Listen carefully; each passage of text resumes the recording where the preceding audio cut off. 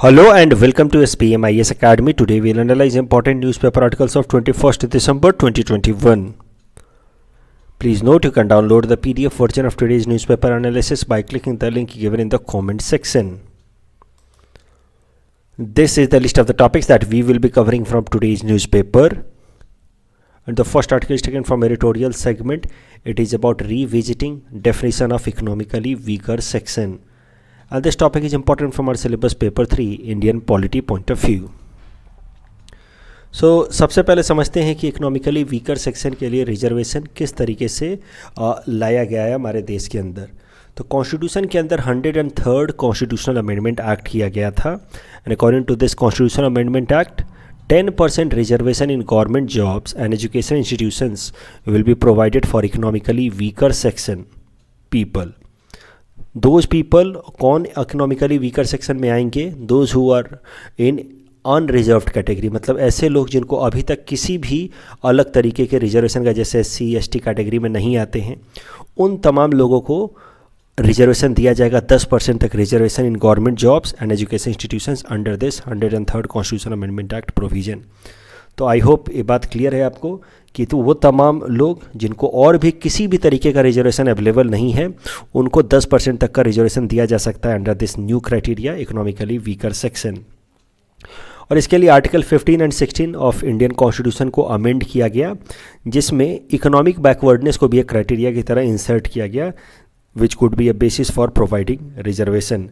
So for the purpose of this article 15 and 16, economically weaker section to be notified by the state from time to time on the basis of family income and other indicators of the economic disadvantage.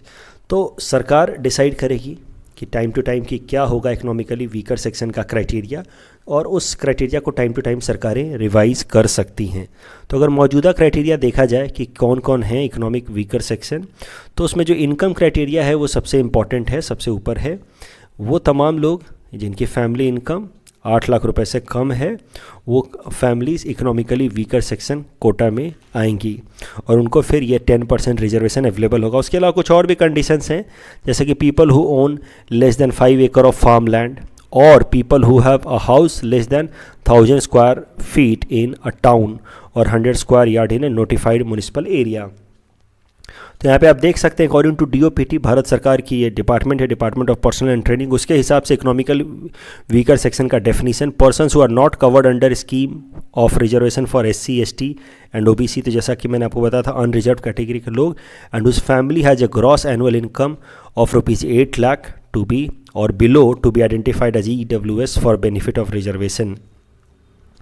तो और उसके अलावा कुछ और भी criteria, जैसे कि मैंने आपको बताया, 1000 स्क्वायर फीट से छोटा घर या फिर 5 एकड़ से कम ज़मीन हो. ये सब कुछ क्राइटेरियाज हैं फॉर कैटेगराइजिंग अ फैमिली और a person under EWS criteria. अभी देखिए, ये जो इकोनॉमिकली वीकर सेक्शन वाला जो क्राइटेरिया है जो इंट्रोड्यूस किया गया है to provide reservation for people from this category, वो ऑलरेडी सुप्रीम कोर्ट में चैलेंज्ड है. सुप्रीम कोर्ट में इसको इस ग्राउंड पे चैलेंज किया गया है कि हमारे संविधान के अंदर ओरिजिनली सिर्फ इकोनॉमिक बैकवर्डनेस के बेसिस पे रिजर्वेशन देने का कोई प्रोविज़न नहीं. अगर आपको आर्टिकल 15 और 16 ओरिजिनली याद होगा तो उसमें लिखा गया है social and educational backwardness can be the criteria. Social and educational backwardness can be criteria for providing reservation. Economic backwardness कोई भी क्राइटेरिया की तरह मेंशन्ड नहीं है फॉर प्रोवाइडिंग रिजर्वेशन. फिर हुआ क्या कि OBCs को जब रिजर्वेशन लाया गया और OBCs के लिए जब क्रीमी लेयर का कॉन्सेप्ट लाया गया कि 6 लाख से ज़्यादा जिनकी परिवार की इनकम है उनको रिजर्वेशन बेनिफिट नहीं मिलेगा अंडर OBC, तो इसको क्वेश्चन किया गया था. इस क्रीमी लेयर वाले कॉन्सेप्ट को क्वेश्चन किया गया था सुप्रीम कोर्ट में इन इंदिरा साहनी केस. तो इंदिरा साहनी केस में क्वेश्चन किया गया कि सर, हमारे संविधान में तो कहीं भी इकोनॉमिक क्राइटेरिया का बेसिस नहीं दिया गया है फॉर गिविंग रिजर्वेशन, और यहाँ पे OBCs को जब रिजर्वेशन दिया गया है तो उसमें 6 लाख से ऊपर वाले इनकम कैटेगरी के लोगों को एक्सक्लूड कर दिया गया है. तो it is against the constitutional provision. तो सुप्रीम कोर्ट ने इंदिरा साहनी जजमेंट में, इंदिरा साहनी केस में, इस इकोनॉमिक क्राइटेरिया को इंटरप्रेट करते हुए ऐसा कुछ जजमेंट दिया था. ध्यान से समझिएगा कि हमारे संविधान ने सोशल और एजुकेशनल बैकवर्डनेस को बेसिस बताया है फॉर गिविंग रिजर्वेशन, लेकिन economic criteria can be a basis for exclusion from reservation. किन किन को रिजर्वेशन मिलेगा, रिजर्वेशन देने का बेसिस सोशल या सोशल या एजुकेशनल बैकवर्डनेस होना चाहिए। रिजर्वेशन मिलने का basis social and educational backwardness होना चाहिए। लेकिन किसको नहीं मिल सकता है वो तो संविधान में लिखा नहीं है। तो जिसको नहीं मिलेगा रिजर्वेशन, एक्सक्लूजन का क्राइटेरिया वो संविधान में नहीं लिखा है, वहाँ पे संविधान साइलेंट है। और सुप्रीम कोर्ट ने उसको इंटरप्रेट करते हुए कहा कि एक्सक्लूजन का क्राइटेरिया इकोनॉमिक हो सकता है, भले इंक्लूजन का क्राइटेरिया बस सोशल या educational backwardness. So I hope, ये थोड़ा सा कॉम्प्लेक्स डिसीजन है, आई होप आपको ये बात समझ आ रही होगी कि हमारे संविधान में social and educational backwardness has been written as a criteria for giving reservation. Educational backwardness can not be the sole criteria for giving reservation. जब इकोनॉमिकली वीकर सेक्शन को जब ओबीसीज को रिजर्वेशन दिया गया और क्रीमी लेयर को उसमें से एक्सक्लूड किया गया, सुप्रीम कोर्ट ने जजमेंट दिया कि economic criteria can not be the basis और sole basis for giving reservation और inclusion in reservation, but it can be the basis for exclusion from reservation. और इसी चीज़ का अप्लाई करते हुए उन्होंने ये क्रीमी लेयर का कॉन्सेप्ट इंट्रोड्यूस किया फॉर ओबीसी रिजर्वेशन। अब इसी चीज़ को लेकर के सुप्रीम कोर्ट के उसी इंदिरा साहनी जजमेंट को लेकर के ईडब्ल्यूएस कैटेगरी को जब रिजर्वेशन दिया गया है अंडर 103rd अमेंडमेंट एक्ट, तो चैलेंज किया गया है, इसको क्वेश्चन किया गया है कि सर आपने तो इंदिरा साहनी जजमेंट में कहा था कि economic can not be the sole criteria for giving reservation. अब सरकार ने 103rd अमेंडमेंट एक्ट करके इकोनॉमी के बेसिस पर, अकेले इकोनॉमिक क्राइटेरिया के बेसिस पर रिजर्वेशन दे दिया है। तो इस मामले में ऑलरेडी सुनवाई चल रही है सुप्रीम कोर्ट के अंदर। सुप्रीम कोर्ट इसको अभी भी कंसीडर कर रहा है कि क्या सिर्फ इकोनॉमिक क्राइटेरिया को एक बेसिस अलाउ किया जा सकता है फॉर गिविंग रिजर्वेशन। लेकिन एक दूसरा पिटीशन भी फाइल हुआ सुप्रीम कोर्ट में और सुप्रीम कोर्ट ने उस पिटीशन को भी रिगार्डिंग ईडब्ल्यूएस रिजर्वेशन एक्सेप्ट कर लिया। वो पिटीशन है ये 8 लाख का फिगर। तो इकोनॉमिक वीकर सेक्शन डिटरमाइन किया जा रहा है वो परिवार जिनकी इनकम, एनुअल इनकम 8 लाख से कम है, उनको कहा जा रहा है economically weaker section. Supreme Court ने सरकार से डाटा मांगा है कि आपने कौन से क्राइटेरिया पे, कौन से ग्राउंड पे 8 लाख सीलिंग लिमिट डिटरमाइन की है, ऑन व्हाट बेसिस। कैसे आपको पता चला कि 8 लाख से कम वाले लोग जो हैं उनको ईडब्ल्यूएस इकोनॉमिकली वीकर सेक्शन में रखना चाहिए। This can not be the arbitrary ceiling. इसका कुछ ना कुछ तो लॉजिकल एक्सप्लेनेशन होना चाहिए कि क्यों 8 लाख, क्यों 6 लाख नहीं, क्यों 4 लाख नहीं। तो सुप्रीम कोर्ट ने प्रॉपर क्राइटेरिया मांगा है कि on what basis the government will decide कि what will be the ceiling limit for providing और for cut off under EWS category. और इसके बाद भारत सरकार ने एक 3 मेंबर की कमेटी बनाई जिसको काम दिया गया कि वो एग्जामिन करे कि आखिर इनकम क्राइटेरिया में क्या सीलिंग लिमिट होनी चाहिए, क्या हाइट, क्या लेवल होना चाहिए और टाइम टू टाइम उसको रिवाइज करने के लिए क्या क्राइटेरिया होना चाहिए। और इसी से रिलेटेड ये आर्टिकल है। भारत सरकार की जो 3 मेंबर की कमेटी है उसने मोर और लेस अब ये रिपोर्ट ये रिपोर्ट बना ली है and it is expected that the report will be submitted to the central government within few days and it may become public in coming few days. तो हो सकता है of course it is yet to be seen कि हो सकता है कि ये जो 3 मेंबर की कमेटी है वो जो ईडब्ल्यूएस के लिए जो सीलिंग लिमिट है 8 लाख उसको घटा भी सकती है कि नहीं इतना नहीं होना चाहिए, थोड़ा कम होना चाहिए। Let's see what happens next, but it is yet to be seen. तो ये 3 मेंबर की कमेटी ने अपनी रिपोर्ट बना ली है and this report has been submitted और will be submitted to the central government in few days and after that it will be made public. तो मैंने आपको 2-3 बातें बताई हैं, मैं जल्दी से रिवाइज करा देता हूँ। 103rd अमेंडमेंट एक्ट से ईडब्ल्यूएस को रिजर्वेशन दिया गया। सुप्रीम कोर्ट में ईडब्ल्यूएस रिजर्वेशन को 10% ईडब्ल्यूएस रिजर्वेशन को 2 ग्राउंड पर चैलेंज किया गया है। पहला कि क्या सिर्फ इकोनॉमिक क्राइटेरिया बेसिस हो सकता है रिजर्वेशन का, क्योंकि सुप्रीम कोर्ट ने इंदिरा साहनी केस में कहा था कि economic criteria can not be the basis for giving reservation, yes it can be the basis for exclusion from reservation. और दूसरा ये 8 लाख का सीलिंग लिमिट, इसके पीछे क्या बेसिस है, इसके पीछे and this 8 lakhs can not be arbitrary decision, there must be some logical explanation for the ceiling limit. और इसके लिए 3 मेंबर की कमेटी बनाई गई है जिसका रिपोर्ट अब कुछ दिनों में पब्लिक होने वाला है। इस टॉपिक के बेसिस पे ये प्रीलिम्स प्रैक्टिस क्वेश्चन हमने आपको दे रखा है। Please attempt this question and you can submit the answer in the comment section. The next article is taken from international segment. It is about organization of Islamic countries and this topic is important from our syllabus paper 3 international relations point of view. तो देखिए ये organisation of Islamic countries OIC ये एक international organisation है, जैसा कि आप नाम से ही देख रहे हैं। It has been created in 1969 by 57 member countries. Out of this there are 54 countries which are purely Islamic countries while 3 are Muslim majority countries. तो नाम से आपको पता चल रहा है कि इस्लामिक कंट्रीज़ जहाँ पे ज़्यादातर मुस्लिम कम्युनिटी के लोग रहते हैं, इन कंट्रीज़ ने मिल करके ये ऑर्गेनाइजेशन बनाया है, ऑर्गेनाइजेशन ऑफ इस्लामिक कंट्रीज़। इस ऑर्गेनाइजेशन ऑफ इस्लामिक कंट्रीज़ का अगर आप कॉन्स्टिट्यूशन पढ़ेंगे तो इट सिंपली सेज कि objective of this organisation is to promote the collective voice of the Muslim world and safeguard and protect the interest of the Muslim world। इसका permanent secretariat है in Jeddah, Saudi Arabia, and it is second largest inter governmental organisation after United Nations. तो United Nation के बाद ये दुनिया की सबसे बड़ी इंटरनेशनल ऑर्गेनाइजेशन है। यहाँ पे कुछ स्टूडेंट्स अलग अलग ग्रुपिंग का नाम लेकर के आते हैं कि सर G77 भी है, नैम भी है, तो हाउ, उनमें तो और भी ज़्यादा मेंबर्स हैं, how this organisation of Islamic cooperation is considered to be the second largest inter governmental organisation after United Nation. तो ध्यान से समझिएगा, all other these are G77 या फिर नैम, दीज आर ग्रुपिंग्स।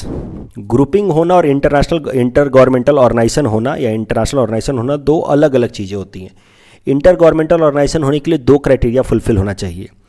एक तो उसका अपना एक कॉन्स्टिट्यूशन होना चाहिए कि क्या उसका ऑब्जेक्टिव है और किस क्राइटेरिया को फुलफिल करने के बाद उसका मेंबर बन सकते हैं। दूसरा, उसका एक परमानेंट सेक्रेटेरिएट होना चाहिए। ये दोनों चीज़ें जब तक नहीं होंगी किसी भी ग्रुपिंग को हम लोग इंटर गवर्नमेंटल ऑर्गेनाइजेशन नहीं कह सकते हैं। दैट इज़ वाई नैम और may be G77 these are known as grouping but not inter governmental organisation. अब जरा देखते हैं इंडिया के बारे में।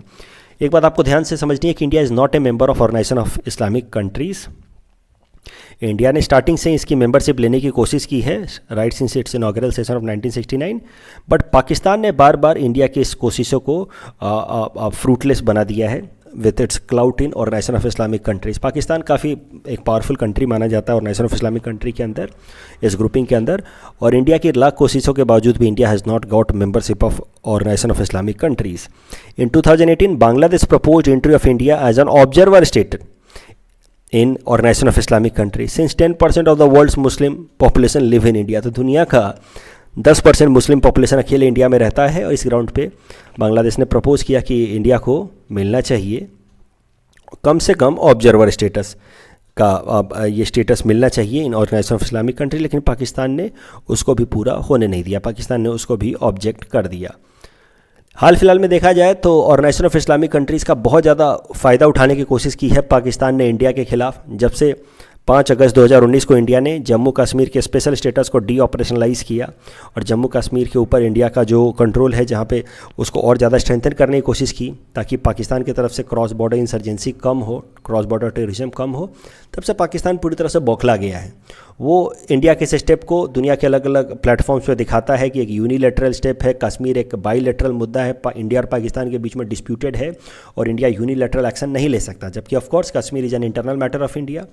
तो इसी मुद्दे को, कश्मीर वाले मुद्दे को और ख़ासकर उसके उसके स्पेशल स्टेटस को डी ऑपरेशनलाइज करने वाले मुद्दे को ऑर्गेनाइजेशन ऑफ इस्लामिक कंट्रीज़ में भी बार बार रेज करने की कोशिश की है पाकिस्तान के प्रधानमंत्री इमरान खान साहब ने, लेकिन इनकी सारी कोशिशें बेकार रही हैं। आप देख सकते हैं इसे 2019 में, इसके पहले ही, ये 5 अगस्त 2019 से पहले ही UAE had invited India to address a session of organisation of Islamic countries. तब भी बहुत बुरा लगा था पाकिस्तान को कि जब हम मेंबर नहीं थे तब भी UAE ने हमें इनवाइट किया और हमारे देश की तरफ से हमारे फॉरेन मिनिस्टर सुषमा स्वराज जी ने जाकर के उसमें पार्टिसिपेट किया, एड्रेस किया ऑर्गेनाइजेशन ऑफ इस्लामिक कंट्रीज़ को। फिर जब हमने special status of Jammu and Kashmir को सीज़ कर दिया, उसके बाद पाकिस्तान ने बार बार इस मुद्दे को OIC पे रेज करने की कोशिश की, लेकिन पाकिस्तान को कहीं और से सपोर्ट नहीं मिला। फॉर एग्जांपल सऊदी अरबिया या UAE, इन दोनों ने ही पाकिस्तान के इस तमाम कोशिशों के बावजूद भी इस मुद्दे को OIC पे, यानी कश्मीर वाले मुद्दे को OIC पे पॉलिटिसाइज होने नहीं दिया है। तो एक बात तो है कि भले इंडिया मेंबर ना हो OIC का, लेकिन OIC में इंडिया के कुछ फ्रेंड्स ज़रूर हैं, जैसे कि सऊदी अरबिया या UAE, जो इंडिया के इंटरेस्ट का टेक केयर करते हैं और पाकिस्तान के जो तमाम इविल प्लान्स हैं उसको कुछ हद तक वहाँ पे वो थ्वार्ट करते हैं, उसको कंट्रोल में रखते हैं। अब करंट न्यूज़ देख लेते हैं। OIC से रिलेटेड एक करंट न्यूज़ है। OIC के फॉरेन मिनिस्टर्स ने 17th एक्स्ट्रा ऑर्डनरी सेशन बुलाई है OIC की, ऑर्गेनाइजेशन ऑफ इस्लामिक कंट्री की। ये जो 17th एक्स्ट्रा ऑर्डनरी सेशन थी of foreign ministers of OIC that has been called in Islamabad city of Pakistan which is its capital city. और इस इस एक्स्ट्राऑर्डिनरी सेशन का मेन ऑब्जेक्टिव था to discuss the economic distress going on in Afghanistan. Afghanistan की अगर हालत देखी जाए, इकोनॉमिक हालत पूरी तरह से बिगड़ चुकी है। दुनिया के अलग अलग जगहों से उसकी फंडिंग, ट्रेड रोकी जा चुकी है after Taliban came into power there. अब वहाँ के जो आम नागरिक हैं, इस सर्दियों में उनकी हालत बहुत ज़्यादा बिगड़ चुकी है। ना खाने को है कुछ उनके पास, ना गर्मी के टाइम, ना सर्दियों से बचने के लिए गर्म कपड़े हैं। तो आम जनता की हालत बहुत ज़्यादा बिगड़ चुकी है। Afghanistan is in under pure humanitarian crisis, economic distress. और उसी मुद्दे पर चर्चा करने के लिए OIC के इस फॉरेन मिनिस्टर्स ने ये एक्स्ट्राऑर्डिनरी सेशन बुलाई थी और इसमें इन्होंने फैसला लिया है। आप देख सकते हैं, इसको पाकिस्तान ने चेयर किया था और यहाँ पे इन्होंने फैसला लिया है कि दे will be creating a fund, humanitarian trust fund for Afghanistan. और इस फंड में OIC के मेंबर्स कंट्रीब्यूट करेंगे और इस फंड से जो अफ़गानिस्तान के अंदर ह्यूमैनिटेरियन क्राइसिस चल रही है, लाखों लोग जो भूख से तड़प रहे हैं, सर्दी में परेशान हैं, उनकी मदद की जाएगी। अगेन अगर इसको इंटरनेशनल रिलेशंस पर्सपेक्टिव से देखा जाए, रियलिस्ट पर्सपेक्टिव से देखा जाए, तो रियलिस्ट तो यही मानते हैं कि भाई ये प्योर पॉलिटिकल साइंस पर्सपेक्टिव से मैं बता रहा हूँ, पॉलिटिकल साइंस ऑप्शन स्टूडेंट समझ पाएंगे। रियलिस्ट तो यही मानते हैं कि भाई दुनिया के अलग अलग देशों का बस एक ही मेन गोल होता है, वो होता है नेशनल इंटरेस्ट।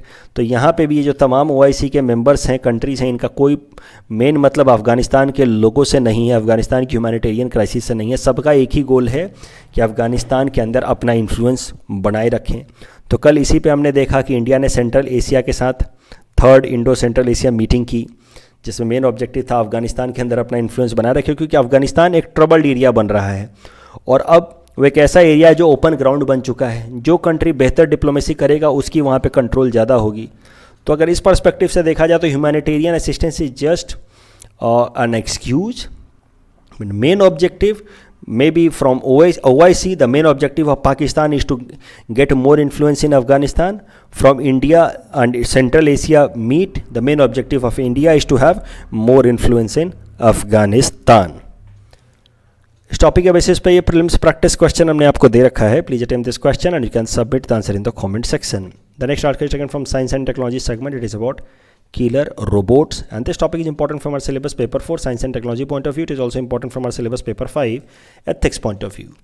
तो क्या होते हैं किलर रोबोट्स, वो जरा समझिए. These are those machines या weapons that make decisions of killing or attacking people without little or no human involvement. ये अपने आप से फैसला लेते हैं. एक समझिए कि आर्टिफिशियली इंटेलिजेंट मशीन्स हैं जो खुद से फैसला लेते हैं. आपने देखी होगी मूवी टर्मिनेटर, मतलब वो इस तरह से डिज़ाइंड रोबोट्स होते हैं कि वॉर में जा कर के खुद ही फैसला लेते हैं कब अटैक करना है, कब कैसे क्या करना है. तो it involves almost no human involvement and they make decisions on their own as far as combat और वॉर इज़ कंसर्न्ड. अभी rapid improvement in robotics, artificial intelligence, image recognition has made these the concept of killer robots possible. अब इस article में ही जो Indian express का ये article है जो मैं कवर कर रहा हूँ, ये यही कहता ही है कि killer robots are no longer scientific fiction. पहले हमने फिल्मों में देखा है, हमें लगता था कि फिक्सन है ये, ट्रांसफॉर्मर मूवी वगैरह में हमने देखा है, लेकिन अब धीरे धीरे इट इज़ बिकमिंग रियलिटी. और जब तक ये जैसे जैसे ये रियलिटी बनता जा रहा है because of growth of artificial intelligence, इसको लेकर के डिबेट्स बढ़ते जा रहे हैं कि क्या ये अलाउ होना चाहिए या क्या ये नहीं होना चाहिए. क्यों किलर रोबोट्स डेवलप किए जा रहे हैं, इसके पीछे का क्या प्रैग्मेटिज्म है वो भी ज़रा देखते हैं. तो जो सपोर्टर्स हैं किलर रोबोट्स के, वो कहते हैं कि वॉर के टाइम में सोल्जर्स को इनकी मदद से बचाया जा सकता है, क्योंकि वॉर के टाइम में किलर रोबोट्स को अगर इस्तेमाल किया जाए तो जो human soldiers of course they will be protected if we use robot soldiers. उसके अलावा ये जो रोबोटिक सोल्जर्स होते हैं या किलर रोबोट्स होते हैं, दे मेक फास्टर डिसीजंस. तो इस कारण से वॉर में इनका एडवांटेज हो सकता है. तो दो कंट्री जो टेक्नोलॉजिकली एडवांस्ड हैं उनको एडवांटेज मिल जाएगा in case of conventional warfare. ये फास्ट अटैक करेंगे, फियर्स अटैक करेंगे as compare to human soldiers. उसके अलावा ह्यूमन सोल्जर्स को खतरे से भी बचाया जा सकता है. तो ये सब फ़ायदे हैं किलर रोबोट्स के. लेकिन बहुत सारे ऑब्जेक्शंस भी रेज हो रहे हैं अगेंस्ट किलर रोबोट्स. क्रिटिसिज्म भी है. सबसे इंपॉर्टेंट क्रिटिसिज्म है मोरल पर्सपेक्टिव से. तो एथिक्स में आप इसका इस्तेमाल कर सकते हैं कि मॉडर्न टाइम्स में, जैसे महात्मा गांधी ने भी कहा है ना कि technology without humanity is a deadly sin. तो ये वही टेक्नोलॉजी है विदाउट ह्यूमैनिटी. अभी कैसा है कि वेपन तो आप बनाते हैं, लेकिन इस तरह का वेपन, किलर रोबोटिक टाइप का वेपन, जो बूढ़े जवान बच्चे में कोई डिफ्रेंसिएशन नहीं करेगा, इसको गोली चलानी तो बस चलाएगा, वो सिविलियन में या फाइटर्स में डिस्क्रिमिनेशन नहीं करेगा, बस गोली चलाएगा। It won't be discriminating between wounded और ये कॉम्बैटेंट, कोई सोल्जर वुंडेड है उस पर भी गोली चलाएगा। तो ये क्योंकि मोरल तो हो नहीं सकता, भले ये इंटेलिजेंट हो सकता है, डिसीजन ले सकता है, लेकिन इंसानों की तरह मोरल तो नहीं हो सकता, इसके अंदर कंपैशन तो नहीं आ सकता। तो ये थोड़े डिस्क्रिमिनेट करेगा कि सामने बच्चा है कि बुरा है कि निहत्था इंसान है, कौन है, ये तो बस गोलियां चलाएगा। तो इस केस में इस तरह के रोबोट्स को अप्लाई करना during war is a kind of immoral act, और इन सबको अलाउ हमें नहीं करना चाहिए। This is the main debate. तो मोरल ग्राउंड पे, एथिकल ग्राउंड पे किलर रोबोट्स को क्रिटिसाइज़ किया जा रहा है, और यही कारण है कि पहली बार दुनिया में किलर रोबोट, जिनको अभी तक फिक्शन समझा जाता था, अब किलर रोबोट्स पे चर्चा शुरू हुई है।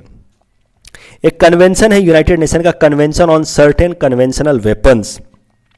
यहाँ पे पहली बार इस किलर रोबोट्स पे, इस तरह के किलर रोबोट्स पे चर्चा शुरू हुई है कि अब वक्त आ गया है कि हमें इन तरह के किलर रोबोट्स को भी बैन करना चाहिए। दुनिया के तमाम देश, जैसे इस convention on certain conventional weapons में 125 देश मेंबर हैं, सब के सब सपोर्ट कर रहे हैं कि हाँ, हमें किलर रोबोट्स पे बैन लगाना चाहिए, एक्सेप्ट 1 और 2 पावरफुल कंट्री जैसे कि यूनाइटेड स्टेट्स ऑफ अमेरिका और रसिया जैसे देश जो हैं वो कह रहे हैं कि नहीं, बैन नहीं लगना चाहिए। बाकी सब कह रहे हैं कि इस तरह के किलर रोबोट्स पे हमें बैन लगाना चाहिए। क्या है ये convention? Convention on certain conventional weapons, इनको ज़रा देखते हैं।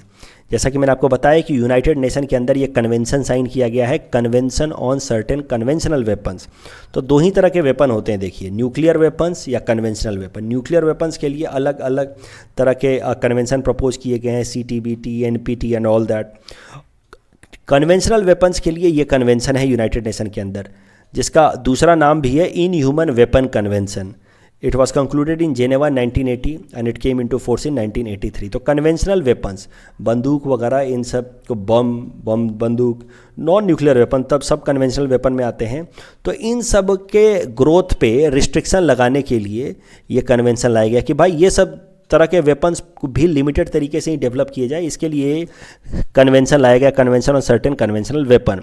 तो जैसा कि मैंने आपको बताया, it's purpose is to ban or restrict weapons considered to carry unnecessary, unjustifiable, indiscriminate suffering such as incendiary explosive, blinding lasers, booby traps. इस तरह के ट्रैप्स होते हैं उनको बूबी ट्रैप्स कहते हैं। आपने देखा होगा फिल्मों में भी, लोग जाते हैं एकाएक से कहीं फंस जाते हैं, दलदल में कहीं फंस जाते हैं, उसको कहते हैं लोग booby traps. They are also part of conventional weapon. तो तमाम तरह के कन्वेंशनल वेपन्स जिसमें ह्यूमन सफरिंग बहुत ज़्यादा होती है, लोगों को एकाएक से जला दिया जाता है, इन सब तरह के कन्वेंशनल वेपन्स पे बैन लगाने के लिए, कई सारे इस तरह के कन्वेंशनल वेपन होते हैं जिसमें एकाएक से पेट्रोल गिरा करके जला दिया जाता है, इन सब तरह के, जिसको हम लोग इंसेंडियरी एक्सप्लोसिव कहेंगे, इन सब तरह के कन्वेंशनल वेपन जो इनह्यूमन है, बहुत ज़्यादा उसमें सफरिंग होती है लोगों की मरने से पहले, उन सब तमाम तरह के कन्वेंशनल वेपन्स पे बैन लगाने की बात की गई है इन दिस कन्वेंशन। और दुनिया के 125 मेंबर कंट्रीज़ हैं इसका हिस्सा, convention on certain conventional weapon including India. तो India is also member of this convention on certain conventional weapon. अभी इसमें अलग अलग तरह के वेपन्स की बात की गई है, land mines, booby traps, incendiary device, blinding laser weapons, इन सब तरह पे रिस्ट्रिक्शन लगाए जाए अंडर दिस कन्वेंशन। लेकिन अभी इस convention on certain conventional weapon में किलर रोबोट्स की कभी बातचीत नहीं हुई, क्योंकि अभी इससे पहले किलर रोबोट्स को एक तरह से साइंटिफिक फिक्शन माना जाता था, it was no longer reality. लेकिन अब जाकर के इस कन्वेंशन प्लेटफॉर्म पे भी दुनिया के अलग अलग मेंबर कंट्रीज बात कर रहे हैं कि we need to discuss and ban killer robots. The next article is taken from Assam segment. It is about tea development and promotion scheme. This topic is important from our syllabus paper 6 Assam issues point of view. देखिए काफ़ी छोटा सा news है। Tea board of India ने एक नया scheme बनाया है for development of north east T sector. इस स्कीम का नाम है T development and promotion scheme, और ये जो स्कीम है वो 5 साल के लिए अप्लाई होगी from 2021 to 2026 and it will be applied as per recommendation of 15th finance commission. तो 15th फाइनेंस कमीशन ने इसके लिए फंडिंग भी अप्रूव कर दी है। टी बोर्ड ने ये स्कीम पूरी तरह से डेवलप किया है और 15th फाइनेंस कमीशन ने इसके लिए फंडिंग अप्रूव की है। और फाइनली ये जो टी बोर्ड ने स्कीम बनाई है T development and promotion scheme, इसको भारत सरकार ने भी अप्रूवल दे दिया। तो सरल सी बात है, टी बोर्ड ने एक स्कीम बनाया है नॉर्थ ईस्ट के टी प्रोडक्शन को डेवलप करने के लिए। उस स्कीम का नाम है T development and promotion scheme. इसके लिए फंड आएगा फाइनेंस कमीशन से और भारत सरकार ने इसको अप्रूवल दे दिया है। इसका मेन एक ही गोल है इस T development and promotion scheme का कि नॉर्थ ईस्ट इंडिया में प्रोड्यूस होने वाली जो चाय है उसकी प्रॉपर ब्रांडिंग की जाए, इसको एक ब्रांड बनाया जाए। दिक्कतें क्या हैं कि हमारे यहाँ पे चाय बनती तो है, फिर लोकल पैकेजिंग होती है, कहीं बाहर जाकर के उसकी ब्रांडिंग होती है कि ये नॉर्थ ईस्ट की चाय है, ऑथेंटिक चाय, उसकी प्रॉपर ब्रांडिंग की जाए according to this new scheme, ताकि हमारा डिमांड बढ़े नेशनल और इंटरनेशनल मार्केट में। बोर्ड का कहना है कि टी बोर्ड का कहना है कि there is very little value addition और brand building at the manufacture level. हम बस चाय पत्तियाँ निकालते हैं और जाकर बेच देते हैं, और बाहर में जाकर के उसकी ब्रांडिंग होती है, मार्केटिंग होती है। क्यों ना नॉर्थ ईस्ट के अंदर ही जहाँ वो बन रहे हैं वहीं पर ब्रांडिंग की जाए। उससे कैसा है कि उसका ओवरऑल ब्रांड वैल्यू बनेगा कि जहाँ बनाया गया है वहीं की ब्रांडिंग, कि भाई ये दार्जिलिंग की चाय है, इस चाय पत्ती इस बागान से बनी है, तो इस तरीके से उसकी प्रॉपर ब्रांडिंग होगी और तभी जा कर के ये कस्टमर का पहला चॉइस बनेगा पूरे दुनिया भर में। तो ये है छोटा सा स्कीम कि भाई अब जहाँ जहाँ पे ये बन रही हैं चाय पत्तियाँ निकाली जा रही हैं, प्लग की जा रही है, वहीं इसकी ब्रांडिंग दी जाए ताकि इसका ओवरऑल ग्लोबल मार्केट में ब्रांड बने। एक और फैक्ट आपको ध्यान में रखना चाहिए टी सेक्टर से रिलेटेड, कभी सवाल आ जाए तो। हमें लगता है कि इंडिया में लोग बहुत ज़्यादा चाय पीते हैं, लेकिन अगर पर कैपिटा कंजम्पशन देखा जाए, यानी कि कंजम्पशन ऑफ टी पर पर्सन पर ईयर, तो हमें पता चलेगा कि इंडिया के अंदर पर capita consumption is just 0.78 kilogram, यानी कि एक इंसान ऑन एन एवरेज बस 780 ग्राम चाय पीता है। ठीक है, ऑन एन एवरेज, क्योंकि हमारी पॉपुलेशन ज़्यादा है ना, तो जितना हमने चाय पी, जितना चाय कंज्यूम की एक साल में, उसको अपने पॉपुलेशन से डिवाइड कर दिया तो it comes out to 0.78। So per capita consumption is just 0.78 kilogram per person in an year, जो कि दुनिया के अलग अलग देशों की तुलना में बहुत कम है। For example in Turkey it is 3.2 kilogram, Morocco 1.86, even in UK पर capita consumption of T is more than that of India. Pakistan के अंदर भी पर capita consumption is more than that of India. China के अंदर भी पर capita consumption is more than that of India. कल जो हमने आपको प्रैक्टिस क्वेश्चन दिया था उसका आंसर देख लेते। Which of the following is not a Central Asian country? Answer is Afghanistan because it is a South Asian country. Which of the following is double landlocked? Correct answer is option C, Uzbekistan. That's all from our side for today. Thanks for watching.